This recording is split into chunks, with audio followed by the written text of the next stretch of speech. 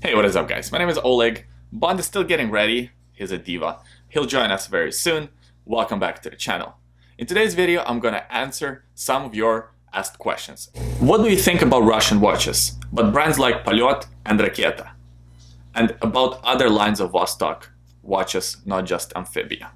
Good question. Since I do speak Russian and I am originally from Ukraine, I understand why this question was addressed to me. So what do I think about other lines of Vostok other than Amphibia? Well, I do have two Komandirsky. I really like these watches, and I think Vostok makes some really cool, unique timepieces. They might not be the highest quality watches, but they're still pretty cool watches to have. Come here. As far as other brands like Poljot and like Raketa go, they're great brands. I actually want to add Poljot Shturmansky to my collection. I think that chronograph looks awesome and it offers quite a bit of value for the price. Have you ever got tired of collecting watches and say, ugh, enough of the watches, I've had enough? Or is it passion you can never let go? Another excellent question. So the way I approach collecting watches is from the standpoint that it's something that's supposed to enhance my life and not necessarily needs to stress me out. It is a passion, of course, and even making these YouTube videos is a passion. Otherwise I wouldn't be doing that and I wouldn't be collecting watches. So the way I look at it, the minute it's not fun anymore, the minute I'm not really into it anymore, I would stop. The way I see it right now, I am really enjoying the pursuit of watches, and there's so many watches to discover, so much information to still learn about watches, and so many watches that I want to experience, add to my collection. And obviously collection is like a living, breathing thing. It keeps on changing, it keeps on evolving, shrinking, expanding.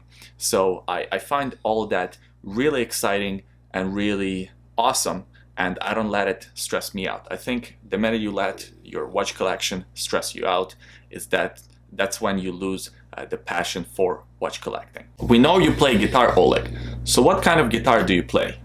What are some of your favorite guitars or dream guitars? Some of us are guitar and watch nerds. Thanks, man.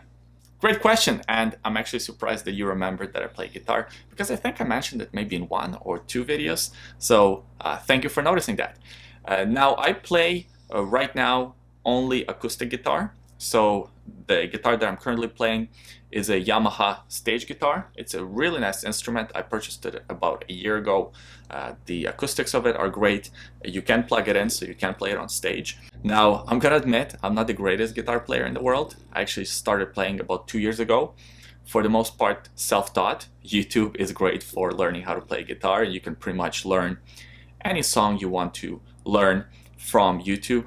In a moment, I'm learning I Just Want to Dance With You, fantastic country song, so that's what I'm learning at the moment. I don't know, maybe you're curious. But in terms of my dream guitars and guitars that I would love to own, I don't really have any specific guitars, but I do want to slowly transition into playing electric guitars at some point. What is your absolute favorite bang for buck diver watch out of everything you checked?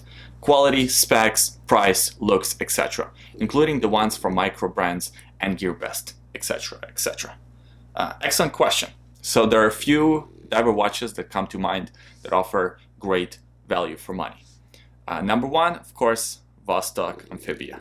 It's probably the cheapest automatic diver watch with an in-house movement and the kind of build that's gonna pretty much last you forever. There's going to be another suggestion that I have, and this is going to be surprising for a lot of you guys. Invicta Pro Diver, the automatic version that's a homage of a Rolex Submariner. I think that watch offers quite a bit of value for under $100. You have automatic Seiko NH35 movement, you have a pretty solid build quality, stainless steel case with a stainless steel bracelet, 200 meters of water resistance, all of that for under $100, plus the watch looks pretty good because it's a Rolex homage. So I think that's another watch that offers pretty great value for money. How's your marathon training coming along? Thanks for asking. It's going, I think, pretty good. So I'm running a marathon on May 5th, and currently I'm, of course, training for it. I'm trying to run about 4 to 6 times a week. I do at least one long run once a week. Last Sunday, I did a 13-mile run and or 20-kilometer run, and it took me about 2 hours to run that. and I was able to keep my heart rate under 150, which is a great achievement for me. The average heart rate was 140. Again, great achievement for me personally, because when I started running about 3 months ago, I was able to run maybe 2 miles, and my heart rate, I was struggling to keep it under 170. Now I'm able to keep it under 150. Very happy about that result, but of course I still have a long way to go. What was your first watch? Excellent question. So my first watch was a Timex Ironman.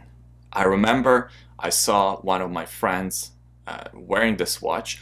I wanted that watch. I was begging my mom to buy me that watch, and she did. She gave me the watch, and it was a watch that I was wearing for a really long time. I was wearing this watch for years. I was really proud of it. I was taking care of it. I was impressed that you could swim with the watch, dive with the watch. It had a great loom. I remember this as if it was yesterday. I was practicing my handstands and timing it on that stopwatch. So it's a very special watch, and Timex holds a special place in my heart. Do you think Japanese brands are afraid of Chinese-made watches?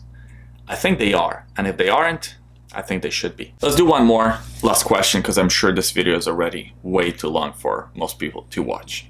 Hey Oleg, could you give us some advice for new YouTubers? Tell us a little bit about your channel journey. Thanks. Great question. To be honest, I still think of myself as a new YouTuber, so I don't know if I'm the best to give advice. I don't have the biggest channel, but here goes. The first thing to keep in mind is that it's an extra activity in your life. It's supposed to enhance your life. It's a hobby, so if you're not really enjoying it, if you're stressing over it, you're probably doing it for the wrong reasons.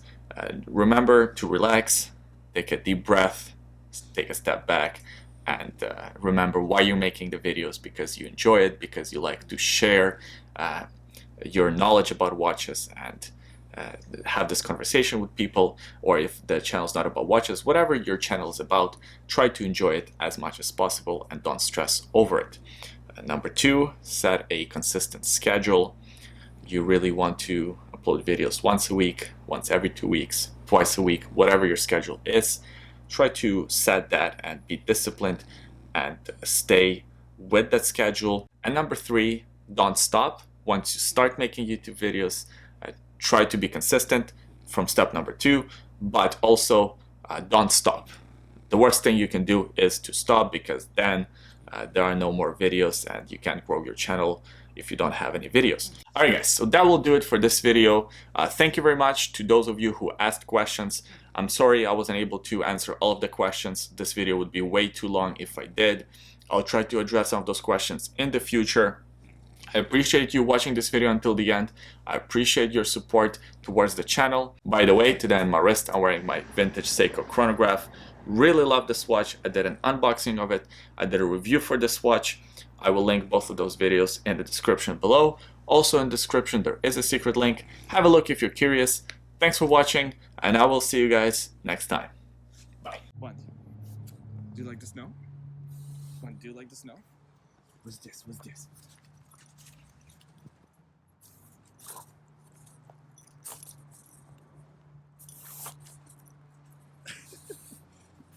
You silly.